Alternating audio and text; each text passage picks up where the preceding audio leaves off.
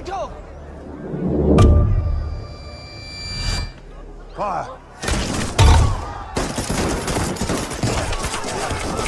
13 अप्रैल साल 1919 अमृतसर का जलियांवाला बाग मानवता को शर्मिंदा करती एक ऐसी घटना का गवाह बना जिसने हमेशा के लिए गोरे अंग्रेजों के चरित्र पर काला दाग लगा दिया। इसी दिन जनरल डायर ने हजारों मासूम निहत्थे हिंदुस्तानियों पर लगातार गोलियां चलवाई। यही नहीं, उन लोगों के भागने का तमाम रास्ते बंद कर दिए गए सिवाय मौत के। उनके पास कोई रास्ता नहीं था। आगे जाकर क्रांतिकारी उधम सिंह ने जलियांवाला बाग हत्याकांड में गोली चलाने का आदेश देने वाले जनरल डायर को गोली मार दी और इस हत्याकांड का बदला ले लिया। लेकिन ये सवाल फिर खड़ा हुआ कि क्या सच में मरने वाला वही व्यक्ति था जिसने उस बाग में गोली चलाने का आदेश दिया? आखिर क्या है इस हत्याकांड के पीछे की क्रूर सच्चाई? वो कौन से सर्कमस्टेंसेस थे जो इस घटना के लिए जिम्मेदार थे? आज के इस हिस्से में हम जानेंगे दिल दहला देने वाली इस घटना की एक सच्ची घटना। हमारे साथ आखिर तक जरूर बने रहिएगा ताकि आज की पीढ़ी भी जान पाए कि आजादी उतनी भी सस्ती नहीं है जितनी आसानी से आज हम इसे एंजॉय कर रहे हैं। जलियांवाला बाग हत्याकांड की भूमिका उस समय बननी शुरू हुई जब अंग्रेजों ने रॉलेट एक्ट लगाया और देश भर में इसका विरोध शुरू हुआ। वो तारीख थी 10 अप्रैल। रॉलेट एक्ट का विरोध चल रहा था और अंग्रेजों ने इस एक्ट के विरोध करने के लिए सैफुद्दीन किचलू, डॉक्टर सत्यपाल को गिरफ्तार कर लिया गया। रॉलेट एक्ट को उस समय का काला कानून कहा गया था। इस कानून का विरोध महात्मा गांधी ने भी किया था और इसके पास होते ही पूरे देश में इसका जबरदस्त विरोध शुरू हो गया। रॉलेट एक्ट के इस कानून के मुताबिक अंग्रेज बिना किसी जांच पड़ताल और मुकदमे के जब चाहे किसी भी भारतीय को गिरफ्तार करके जेल में भेज सकते थे। रॉलेट एक्ट के विरोध में सैफुद्दीन किचलू और डॉक्टर सत्यपाल की गिरफ्तारी ने आग में घी का काम किया। जनता का आक्रोश अपने उफान पर था, लेकिन तूफान से पहले वाली शांति छा गई। लोगों ने एक बड़े विरोध प्रदर्शन करने के लिए 13 अप्रैल को सुबह जलियांवाला बाग में एक बड़ी सभा करने का निर्णय लिया। सारे के सारे लोग इकट्ठा होते, वहां पर रॉलेट एक्ट का विरोध होता और साथ ही इन दोनों की गिरफ्तारी के विरोध में स्वर मुखर हुए। जलियांवाला बाग में 13 अप्रैल को होने वाली इस रैली की खबर जनरल रेजिनाल्ड डायर को पता चल गई। 13 अप्रैल पंजाब में बैसाखी का दिन भी था। वैसे भी पंजाब में बैसाखी बड़ी ही धूमधाम से मनाई जाती थी। लोग एक तरफ बैसाखी का जश्न मना रहे थे, अपने लोगों से मिल रहे थे और दूसरी तरफ इस सभा की तैयारी चल रही थी। लेकिन जनरल डायर ने इस सभा के खिलाफ पहले से ही तैयारी कर ली थी। उसने 12 अप्रैल को ही अतिरिक्त सैनिक टुकड़ी बुलाकर अपनी तरफ से पूरी तैयारी कर ली। सुबह का वक्त था।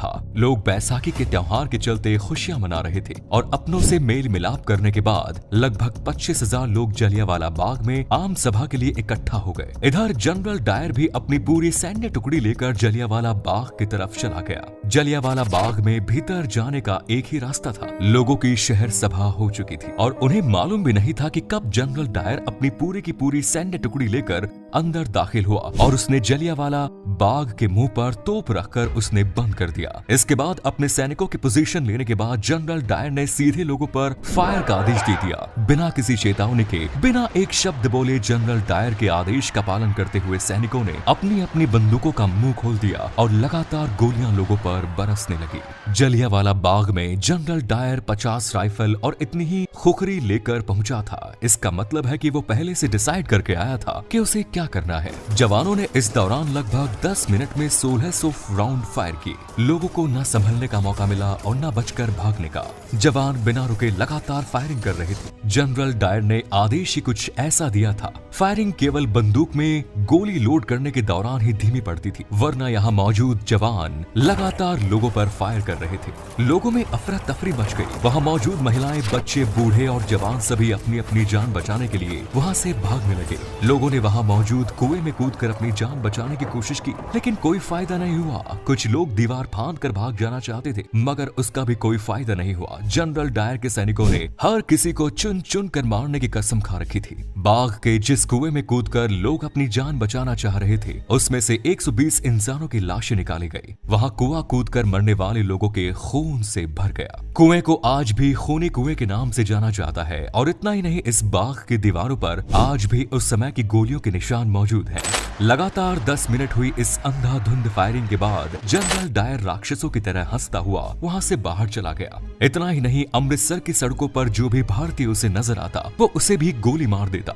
मरने वालों को अपनी तोप के पीछे रस्सी से बांधकर घसीटता हुआ ले जाया गया। इस हत्याकांड के बाद अंग्रेज सरकार ने अपने आंकड़े जारी किए। उन आंकड़ों के मुताबिक इस नरसंहार में 379 लोगों की मौत हुई, लेकिन मरने वालों की असल संख्या कुछ और ही थी। हकीकत में इस हत्याकांड में हजारों लोगों की जान गई थी। इस दिल दहला देने वाली घटना ने पूरे देश को हिलाकर रख दिया। चारों तरफ इस घटना की निंदा होने लगी और इस घटना की जांच का जिम्मा लेफ्टिनेंट माइकल ऑडवायर को दिया गया। गोली चलाने वाले जनरल डायर ने अपनी सफाई में कहा कि गोली चलाना उसकी मजबूरी बन गई थी। उसे अपने कर्तव्य का पालन किया। अगर वो गोलियां नहीं चलवाता तो वहां मौजूद भीड़ उसे ही मार देती। ये मार्शल का उल्लंघन होता। लेफ्टिनेंट माइकल ओड्वायर, जो कि इस मामले की जांच कर रहा था, वो जनरल डायर के इस जवाब से संतुष्ट हुआ। आगे चलकर इस मामले की जांच लाहौर के हंटर कमीशन के द्वारा की गई। फाइनली इस मामले में जनरल डायर को सही माना गया और ब्रिटिश अधिकारियों ने उसे प्रमोशन दिया। लेकिन इसके साथ ही फाइनल रिपोर्ट में ये भी कहा गया कि जनरल डायर अब कभी इंडिया नहीं आएंगे और उन्हें ब्रिटेन में रहकर ही सर्विस करनी होगी। इस हत्याकांड के दौरान सरदार उधम सिंह जलियांवाला बाग में ही मौजूद थे। ये उनकी खुशकिस्मती थी कि वो इतनी गोलियां चलने के बावजूद भी बच गए, लेकिन उन्होंने कसम खाई थी कि वो इस हत्याकांड का बदला जरूर लेंगे। लेकिन इस हत्याकांड के मुख्य आरोपी जनरल डायर की साल 1927 में एक बीमारी के चलते मौत हो गई थी। लेकिन इस मामले की जांच करने वाला लेफ्टिनेंट माइकल ऑडवायर अभी भी जिंदा था। इधर उधम सिंह प्रतिशोध की आग में जल रहे थे। वो एक गरीब परिवार से थे। उन्होंने गदर पार्टी ज्वाइन की। उनके सिर से माता पिता का साया तो पहले ही उठ गया था, लेकिन उनका लक्ष्य तो माइकल ऑडवायर था, जो कि लंदन में था। जैसे ये जानकारी उन्हें मिली, वो लंदन जाने का जुगाड़ लगाने लगे। उन्होंने बढ़ई का काम करना शुरू किया और कुछ पैसे इकट्ठा करने लगे। पैसे इकट्ठा करके वो अमेरिका गए। अमेरिका के बाद वहां से लंदन पहुंच गए। लंदन में वो एक रेस्टोरेंट में काम करने लगे। रेस्टोरेंट में काम करते हुए पैसा जमा कर रहे थे ताकि एक पिस्टल खरीद सके। इतने सब काम करने के चक्कर में उधम सिंह को पूरे 21 साल लग गए। आखिरकार फाइनली वो समय भी आ गया जब उधम सिंह अपने लक्ष्य के करीब पहुंचे। साल 1940 में लंदन के क्रैक्सटन हॉल में ईस्ट इंडिया एसोसिएशन और रॉयल सेंट्रल एशियन सोसाइटी की मीटिंग होनी थी। इस मीटिंग में माइकल ऑडवायर भी पहुंचा था और उधम सिंह एक किताब में बंदूक रखकर ले गए थे। दरअसल किताब के पन्नों को उन्होंने बंदूक की आकृति के बीच से काट लिया था और उन्हीं के बीच में वो बंदूक छुपा कर ले गए थे। पंक्ति में सबसे आगे बैठे उधम सिंह माइकल ऑडवायर के आने का इंतजार कर रहे थे। जैसे ही माइकल ऑडवायर स्टेज पर आया, उधम सिंह ने 3 गोलियां उनके सीने में उतार दी।